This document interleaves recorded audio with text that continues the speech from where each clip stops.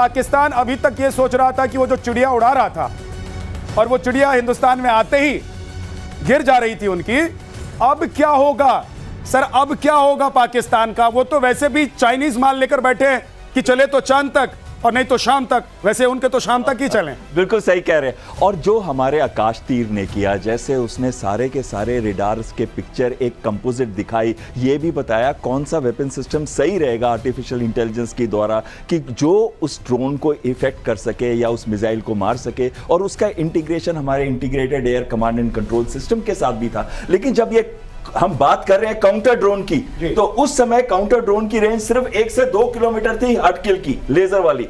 आज हमारे research agencies बना रही हैं जिसकी रेंज 3.5 से 5 किलोमीटर है। सिर्फ कुछ ही देश हैं विश्व के जिनकी 10 किलोमीटर है, जो कि आप जानते हैं आयरन ईगल सिस्टम जो कि इजराइल का है जिसकी 10 किलोमीटर है। अमेरिका की भी सिस्टम की रेंज सिर्फ 6 किलोमीटर है। यानी कि अब बहुत जल्दी हम ड्रोन्स के और काउंटर ड्रोन्स के अंदर भी दुनिया की नंबर 2 या 3 पोजीशन पे जल्दी आने वाले हैं। सर गौरव सर, थोड़ा ये भी पाकिस्तान के लिए बताइए। हम हिंदुस्तानी तो सब जानते ही हैं, पाकिस्तान के लिए बताइए कि भैया अब भेजोगे अगर ड्रोन तो क्या हश्र होगा? अभी तक तो भेज रहे थे, सोच रहे थे कि दिल्ली तक चला जाएगा तुम्हारा ड्रोन, वो वहीं घुसने से पहले ही मार खा जाता था। अब क्या होने वाला है इनके साथ? इनको होगा कुछ नहीं। देखिए, पाकिस्तान को इससे फर्क नहीं पड़ता कि पाकिस्तानी ड्रोन भारत में कितना अंदर आए। इनको एक झूठ बोलना है ट्विटर पे, फेसबुक पे, इंस्टाग्राम पे, वो झूठ तैयार रखते हैं। ये फिर झाड़ के धूप दे के शाहिद अफरीदी को बाहर निकाल देंगे। आप खुद देखिए ना, अभी शहबाज शरीफ ने आपने चलाया उसका वीडियो कि साहब फजर की नमाज से बाद हमने बोला करें, पहले ही उन्होंने ठोक दिया। तो ये पाकिस्तान को ये इससे कोई फर्क नहीं पड़ता। पाकिस्तानी आवाम, मुझे कहना नहीं चाहिए सब ऐसे नहीं होते किसी देश में, लेकिन ज्यादातर जाहिल हैं, कम पढ़े लिखे लोग हैं पाकिस्तान में, इलिटरेसी बहुत ज्यादा है। उनको कोई भी बेवकूफ बना देता है, उनको कोई भी स्टोरी सुना देता है। अभी ये देखिए, अभी रिसेंटली वो वहां के बहुत बड़े एक मशहूर पाकिस्तान के डिफेंस एनालिस्ट हैं, लाल टोपी बोलते हैं उनको साहब, जैद आमिद। तो लाल टोपी जी क्या बोल रहे हैं कि वहां पे कह रहे हैं कि पता नहीं फरिश्ते आए थे घोड़ों पे, वो लड़ रहे थे, रूहानी ताकतें लड़ रही, रूहानी ताकतें लड़ रही थी, और हमारी तोपों की वो पता नहीं सलामी दे रही थी तोप उनको, कि वो तोपों को सलामत रख रहे थे, पता नहीं। और ये पाकिस्तानी लोगों को ऐसी कहानियां बहुत अच्छी लगती हैं, वो बिलीव करते हैं। तो आप कुछ भी बना लें दुनिया में और पाकिस्तान को कितना भी बुरा ठोक दें, राइट? ये वैसी बात है कि कोई आदमी आया, उसको बहुत बुरी तरीके से मारा आपने, लाल पीला हो गया, आंखें सूज गई, पूरा लहूलुहान हो गया, मुंह पहुंच के बाहर आता है, कहता है कि पुराने दोस्त मिले थे, गुस्सा थे, कहते हैं आजकल तुम मिलते नहीं हो यार, बहुत बुरा लगता है तुम मिलते नहीं हो, मिला करो अक्सर। तो कह रहे गुस्सा हो रहे थे यार, मैं मिलता नहीं हूं। ये उस टाइप के हैं। ये पिटने के बाद कहेंगे कि नहीं सब ठीक ठाक है। एक बात तो ये भी है कि सरदार जैसा होगा इनका, है ना, इनका प्रधानमंत्री जैसा होगा, इनका राष्ट्रपति जैसा होगा, इनका आर्मी चीफ जैसा होगा, बाकी देश के लोग भी तो वैसे ही होंगे। बिल्कुल वो उनको पता है कि ये आसिम मुनीर कुछ नहीं कर पाएंगे, अगर कुछ हुआ भी होगा तो रूहानी ताकत ही कोई होगी, अल्लाह के फजलो करम से ही कुछ हुआ होगा। अगर कुछ जानें बची होंगी तो सिर्फ अल्लाह के फजलो करम से बची होंगी। एक और बड़ी खबर बता देता हूं सर, उसके बाद आपके पास आऊंगा। अरब सागर में ऑपरेशन सिंदूर का जश्न आज कैसे मनाया गया? INS विक्रांत पर रक्षा मंत्री राजनाथ सिंह पहुंचे थे और राजनाथ सिंह ने कहा कि आतंक की मियाद अब खत्म हो चुकी है। रक्षा मंत्री ने कहा कि हमारी नेवी का मनोबल समुद्र से अधिक गहरा और विशाल है और इसका सर अंदाजा पाकिस्तान को आज भी है और पहले भी था।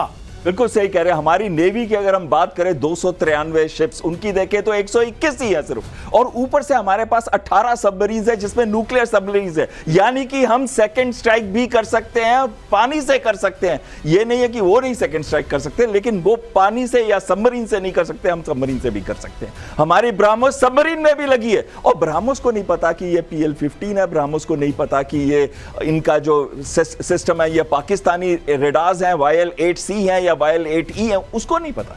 उसको ये पता है कि ये सिस्टम है, टारगेट है, इसको ठोकना है और अंदर जाके ऐसा मारना है कि कुछ भी बचने वाला नहीं है, उसको कोई पकड़ नहीं सकता उनके सिस्टम्स में से। अब बड़ी बात आती है कि हमारी नेवी ने जो एक्सरसाइजेस की, उसमें हमने मीडियम रेंज सैम को फायर किया, हमने फायर की अपनी ब्रह्मोस, हमने वो एक्सरसाइजेस पोरबंदर पोर्ट के पास करी जो कि बिल्कुल पाकिस्तान की जो नेवी की फ्लीट एक्सरसाइज करना चाहती थी उसके साथ थी। उनके पास तो एयरक्राफ्ट कैरियर भी नहीं है, हमारे 2 एयरक्राफ्ट कैरियर है, उसमें से एक उस समय तैनात था वहां पे पोरबंदर के पास, और ये एयरक्राफ्ट कैरियर में 30 फाइटर जहाज एक साथ रह सकते हैं। यानी कि हमारी नेवी चाहती तो इनके पोर्ट्स को चोक कर सकती थी, कराची को खत्म कर सकती थी और बिल्कुल तबाही मचा सकती थी, लेकिन वो वेट कर रही थी नॉड के लिए कि अभी टाइम है तुम्हारा। इशारा आएगा और इधर काम तमाम हो जाएगा गौरव सर। लेकिन अब पाकिस्तान सोच रहा होगा कि कहां से घुसेंगे।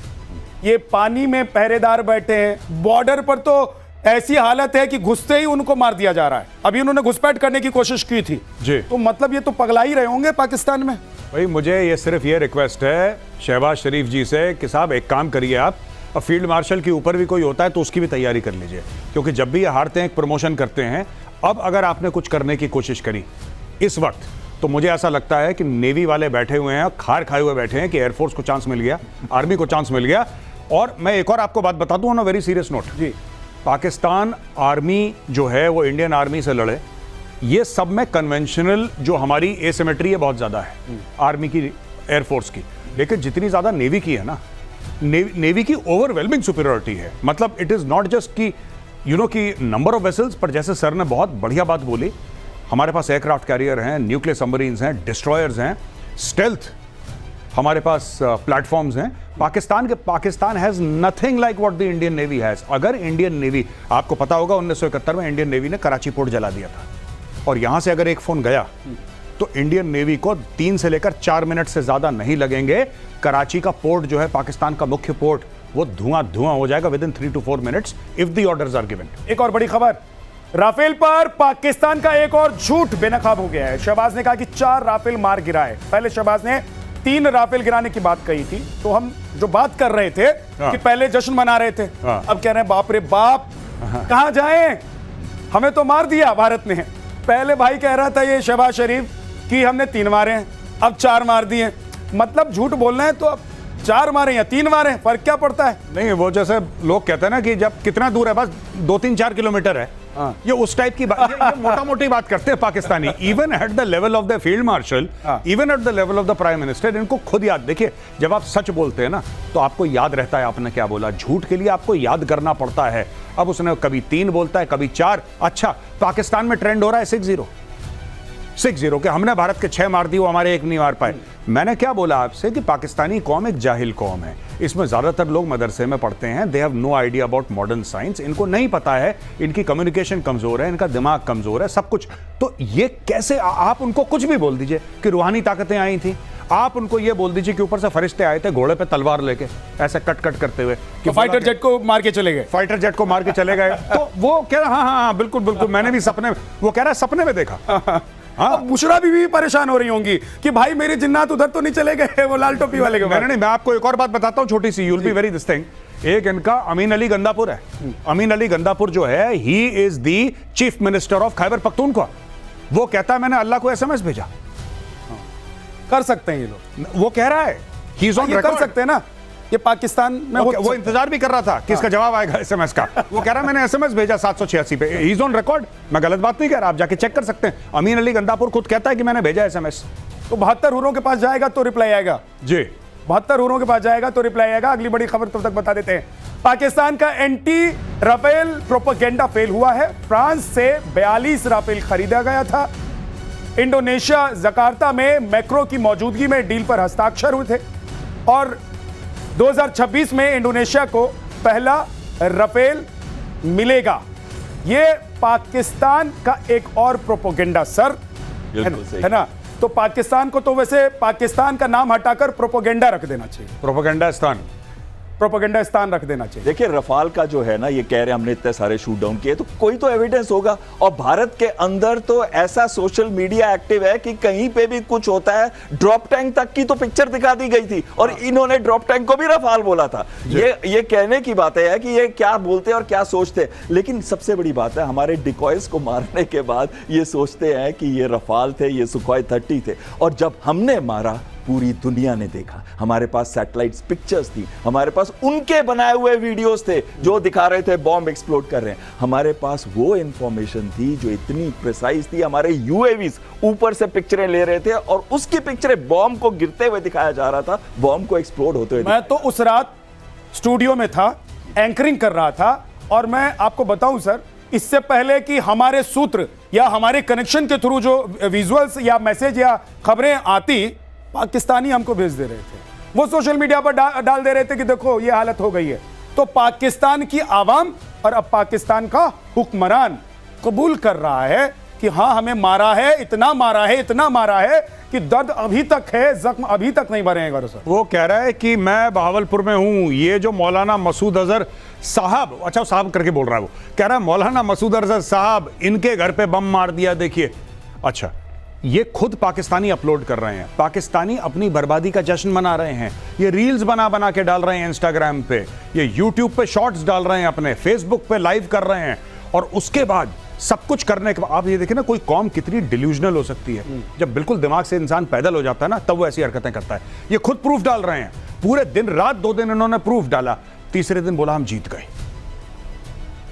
अब जीत गए, ऐसे जीतते हैं तो नहीं, इन्होंने बोला हम जीत गए, ऐसी तो जीतते हैं ना ये मार खा के। फिर इन्होंने ऐसे झाड़ के धूप दी, शाहिद अफरीदी को निकाला वहां पे अलमारी से, बोला भाई तू निकल ले, शाहिद अफरीदी निकल गया, कह रहा जीत गए जीत गए जीत गए। और वही पाकिस्तानी जिन्होंने 3-4 दिन पहले वो वीडियोस अपलोड करे थे ब्रह्मोस गिरते हुए, हमारे ड्रोन्स गिरते हुए, वो पाकिस्तानी भूल गए कि उन्होंने खुद कौन से वीडियो अपलोड करे थे। ये हाल है इनका। और हाल तो ये भी है कि शाहिद अफरीदी को स्नो पाउडर लगाकर निकाला गया था, और जैसे ही वो चला थोड़ी दूर तो उसका वो सब बह गया, सच सामने आ गया। ये भी बात सामने आ गई। एक और बड़ी खबर बता देते हैं, भारत की वाटर स्ट्राइक से बिलबिलाया मुनीर, आसिम मुनीर परेशान है। पाकिस्तान पानी को लेकर समझौता नहीं करेगा, 24 करोड़ पाकिस्तानियों का बुनियादी हक है पानी। तुमसे पूछ कौन रहा है? ये तो ऐसे बोल रहे हैं ना कि हम बात करेंगे, अरे तुमसे पूछ कौन रहा है ना। इनको ऐसा लग रहा है कि हमारा गला सूख रहा है, मतलब पाकिस्तानियों का गला सूख रहा है, तो हिंदुस्तान से हम बात करेंगे। अबे तुम्हारा गला सूख रहा है, हम बात करेंगे कि पानी देंगे कि नहीं देंगे। मैं गलत कह रहा हूं? कल वो पाकिस्तानी एक्ट्रेस का प्रतिशोध में वीडियो चलाया था, जिसमें वो कह रही थी कि यहां पे कराची एयरपोर्ट पर पानी नहीं है, कराची एयरपोर्ट के बाथरूम्स में पानी नहीं है, कहीं पानी नहीं है, क्या करें, हाहाकार मच रही है पाकिस्तान में। ये बार बार कह रहे हैं। बिलावल भुट्टो क्या कह रहा है? इंडस नदी में या तो पानी बहेगा या फिर दुश्मन का खून बहेगा। अच्छा, वो भी डायलॉग मार के बहुत पुराना हो गया उसका। फिर इसके बाद इन्होंने बोला आसिम मुनीर ने कि पानी हमारी रेड लाइन है, 24 करोड़ पाकिस्तानियों के। ओ भाई, हमने रोक दिया पानी, अब तुम्हें जो करना है तुम करो, तुम हमसे क्या बार बार ये डायलॉग बाजी। पता नहीं, I have never seen a general like this. I wonder if he is a general, because आपका काम है, अगर आपको लगता है कि आपकी रेड लाइन है और आपको लगता है भारत ने आपका पानी रोका है, तो फिर आप हमला कीजिए। आप ये डायलॉग बाजी क्यों कर रहे हैं?